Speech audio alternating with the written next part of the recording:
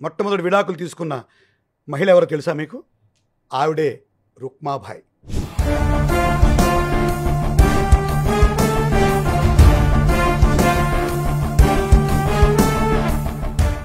మహారాష్ట్రలో పుట్టింది. అయితే అన్ని విడాకులు, ఇప్పుడు జరుగుతున్న విడాకులు అన్ని వ్యక్తిగత కారణాలతో జరుగుతుంటే ఆ విడాకులు మాత్రం ఒక సామాజిక అంశం. ఆ రోజుల్లో భారతదేశంలో జరుగుతున్న బాల్య వివాహాలకు వ్యతిరేకంగా తీసుకున్న విడాకులు అవి. ఓకే. ఒక చట్టానికి నాంది పలికిన విడాకులు అవి. ఆవిడ పేరు రుక్మాబాయి. ఆవిడ 1864లో మహారాష్ట్రలో పుట్టింది. 1875లో అంటే 150 సంవత్సరాల క్రితం ఒకరోజు ఆవిడ ఈడ్చుకొచ్చి లాక్కెళ్ళి గుళ్ళో కూర్చోపెట్టి బికాజీ అనే ఒక 18 ఏళ్ల యువకుడితో బలవంతంగా బాల్య వివాహం చేశారు. ఆ తర్వాత ఆవిడ ఆ బాల్య వివాహం తర్వాత వాళ్ళ తండ్రి గారు చనిపోయారు. తండ్రి గారు చనిపోయిన తర్వాత వాళ్ళ కులంలో రెండో వివాహం చేసుకోవడానికి అవకాశం ఉంది. అందువల్ల వాళ్ళ అమ్మగారు జయంతిబాయి గారు డాక్టర్ అర్జున్ అని ఒక ఫెమినిస్ట్ ఉద్యమంలో ఉండే ఒక డాక్టర్ గారిని పెళ్ళాడింది. ఆయన రుక్మాబాయికి సపోర్ట్గా వచ్చాడు, చదువుకోమన్నాడు. ఆ బికాజీ అనే అబ్బాయిని కూడా నువ్వు ముందు చదువుకోరా అబ్బాయిని పంపించేశారు. వాడు చదువు సంధ్య లేకుండా భ్రష్టుడు అయిపోయాడు. ఇటు పక్క రుక్మాబాయి చక్కగా చదువుకుంటూ సాహిత్యం, లిటరేచరు, తర్వాత ఇంగ్లీష్ విద్య అన్నీ చదువుకుంటూ ఒక గొప్ప స్త్రీగా రూపాంతరం చెందుతోంది. ఈ లోపల 14 సంవత్సరాలు 15 సంవత్సరాలకు అమ్మాయి ప్యూబర్టీకి వచ్చింది. వెంటనే బికాజీ కుటుంబం నుంచి ఇంటికి కాపలానికి పంపించమని ఒత్తిడి మొదలైంది, పెద్ద మనిషి అయ్యాక. అయితే డాక్టర్ అర్జున్కి చిన్నపిల్ల శారీరకంగా మానసికంగా సిద్ధంగా లేదు నా కూతురని పంపడానికి ఆయనకు సుముఖత లేదు. కానీ బికాజీ వాళ్ళ కుటుంబం నుంచి ఒత్తిడి వస్తుంది. సమాజంలో కూడా ఒత్తిడి పెరిగిపోతుంది. అందరూ తిట్టడం మొదలుపెట్టారు. ఇదేంటి పెళ్లి చేసి ఇంట్లో కూర్చోబెట్టుకుంటారా, పిల్లల్ని పంపించరా కాపలానికని. అందువల్ల వాళ్ళు పంపకపోవడం చూసి బికాజీ కుటుంబం నుంచి ఒక లీగల్ నోటీస్ ఇచ్చారు. 2000 రూపాయలు జుర్మానా, 2000 రూపాయలు ఫైన్ కట్టండి, మాకు మా ఆవిడ మాతో పంపించండి లేకుంటే. వెంటనే వీళ్ళు కూడా లీగల్ కేసుని ఎదుర్కోవడానికి సిద్ధపడి చక్కటి లాయర్ల ద్వారా ఈ అమ్మాయికి హెల్ప్లెస్ స్టేజ్లో పెళ్లి జరిగింది, బాల్యావస్థలో బాలికగా ఉండగా మానసికంగా అసలు పరిణితి లేని సందర్భంగా పెళ్లి జరిగింది కాబట్టి ఆ పెళ్లి చెల్లదు అని చెప్పి వీళ్ళు లీగల్గా ఒక కేసు వేశారు. సమాజం దుమ్మెత్తిపోసింది. నిజం చెప్పాలంటే డాక్టర్ అర్జున్ని, రుక్మాబాయిని కూడా చంపడానికి కూడా ప్రయత్నాలు జరిగాయి. వ్యతిరేకం, మన సంప్రదాయాలకు వ్యతిరేకం. ఈ చదువు వలన ఈ అమ్మాయి చదువుకోవడం వల్ల ఇదంతా వచ్చింది. అసలు ఆడవాళ్ళు చదువుకోకూడదన్న ఒక ప్రతిపాదన కూడా వచ్చింది. ఆడవాళ్ళు చదువు చెప్పించద్దు, చదువుకోవడం వల్ల కదా రుక్మాబాయికి కొత్త పోకడలు వస్తున్నాయని ఒక వ్యతిరేక ధోరణి కూడా సమాజంలో మొదలైంది. కానీ వీళ్ళు లీగల్ బ్యాట్లు ఆపలేదు. ఒక బ్రిటిష్ జడ్జి డాక్టర్ పిన్హే, ఆయన అన్నీ కూలంకషంగా డిస్కస్ చేసి స్టడీ చేసి ఈ వివాహం చెల్లదు, ఆ అమ్మాయి ఇష్టం ఉంటేనే కాపురానికి వెళ్ళొచ్చు ఒక జడ్జిమెంట్ ఇచ్చాడు. భగ్గుమని మండిపోయింది మహారాష్ట్ర సమాజం. ఈ దేశం అంతా పాకిపోయింది. ఆడవాళ్ళు చదువుకోకూడదు, చైల్డ్ మ్యారేజ్ జరగాల్సిందే, ఇలాంటి కొత్త పోకళ్ళు వస్తే సమాజం సర్వనాశనం అయిపోతుందని అనేక వందల ఆర్టికల్స్ రాయడం మొదలుపెట్టారు. కానీ రుక్మాబాయి చదువుకుంది కదా అప్పటికి ఇంగ్లీషు, దగ్గరగా 1885. ఈ కేసు పేరు రుక్మాబాయి వర్సెస్ బికాజీ.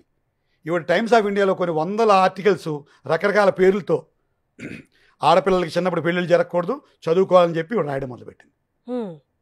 ఈ కేసు పిన్హే గారు రిటైర్ అయిపోయాడు.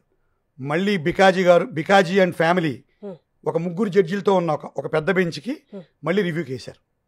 వాళ్ళు ఏం చేశారు, అంతా స్టడీ చేసి ఇక్కడ బ్రిటిష్ చట్టాలు, బ్రిటిష్ పరిస్థితులు ఇక్కడ అనుకూలించవు, వాటిని ఇక్కడ అన్వయించకూడదు, హిందూ సమాజం ప్రకారం ఇక్కడున్న పద్ధతుల ప్రకారం ఈ అమ్మాయి పెళ్లి జరిగినట్టే, వెంటనే ఈవిడ కాపురానికి వెళ్ళాలి, వెళ్ళనట్టయితే 6 నెలలు కఠిన కారాగార శిక్ష అనుభవించాలని వేశారు జడ్జిమెంట్.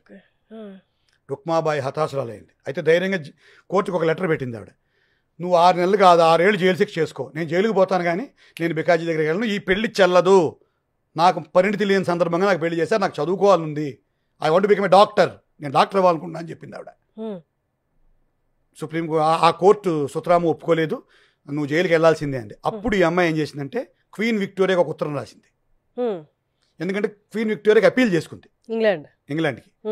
మీరు వచ్చి 50 సంవత్సరాల పరిపాలన పూర్తి చేసుకున్నట్టుగా లెక్కల ప్రకారం తెలుస్తోంది, మీరు ఒక స్త్రీ, భారతదేశంలో లక్షలాది కోట్లాది ఆడపిల్లలు పడుతున్న కష్టాలు మీకు తెలుసా, బాల్య వివాహాలు జరిగిపోతున్నాయి, ఇష్టం లేకుండా పెళ్ళిళ్ళు అయిపోతున్నాయి, 14-15 ఏళ్లకే తల్లులు అయిపోతున్నాం, చదువులు లేవు, మరి ఈ సిల్వర్ జూబిలియో గోల్డెన్ జూబిలియో ఫెస్టివల్స్ చేసుకుంటున్నారు కదా మీరు, భారతదేశానికి వచ్చి 50 సంవత్సరాలు అయిందని.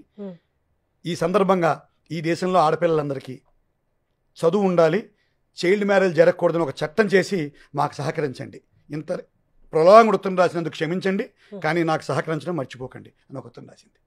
క్వీన్ విక్టోరియా కదిలిపోయి ఆ జడ్జిమెంట్ని పక్కన పెట్టి చైల్డ్ మ్యారేజెస్ని రద్దు చేస్తూ, ఈ అమ్మాయి పెళ్లిని కూడా రద్దు చేస్తూ, బికాజీని ఇంక ఈ విషయంలో ప్రెషర్ చేయడానికి వీల్లేదని ఒక ఆర్డర్ పాస్ చేసింది ఆవిడ.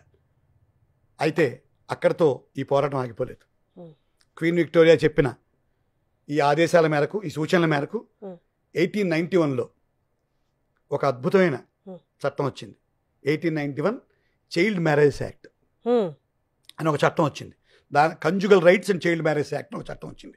ఈ చట్టం ద్వారా భారతదేశంలో ఆడపిల్లల పెళ్లి అప్పుడు 10 సంవత్సరాలు చేసేయచ్చు కన్సెంట్ ఉంటే. దాన్ని 14కు మార్చారు. 14 ఏళ్ళు వస్తే కానీ ఆడపిల్లలకి పెళ్లి చేయకూడదు, 18 ఏళ్ళు వస్తే కానీ మగపిల్లలకి పెళ్లి చేయకూడదని ఒక చట్టం తీసుకొచ్చారు. ఈరోజు భారతదేశంలో ఎన్నో శారదా చట్టాలు, చైల్డ్ రీమ్యారేజ్ యాక్ట్లు అన్నింటికి కూడా ఆ చట్టమే ఆది. ఆ చట్టం అది మొట్టమొదటి డివోర్సు, సామాజికమైన ప్రయోజనాన్ని ఆశించిన డివోర్సు. ఆ తర్వాత అక్కడితో రుక్మాబాయి ప్రయాణం ఆగిపోలేదు.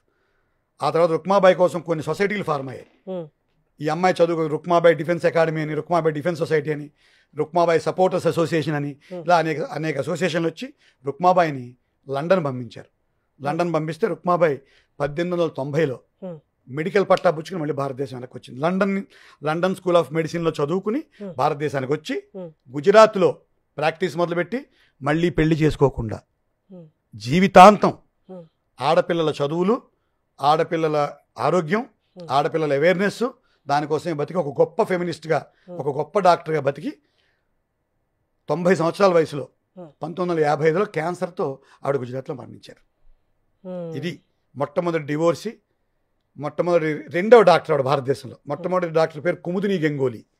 ఈవిడ రెండవ మెడికల్ ప్రాక్టీషనర్ ఇండియాలో ఆడవాళ్ళలో. అలా చరిత్ర సృష్టించి 90 సంవత్సరాల వయసులో క్యాన్సర్తో చనిపోయింది. ఈరోజు జాతి అంతా గుర్తుపెట్టుకోవాలి, ముకుళిత హస్తాలతో ఆవిడ జోడించాలి.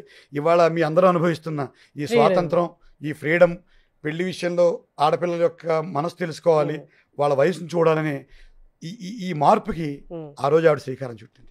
నమస్కారం. Thank you.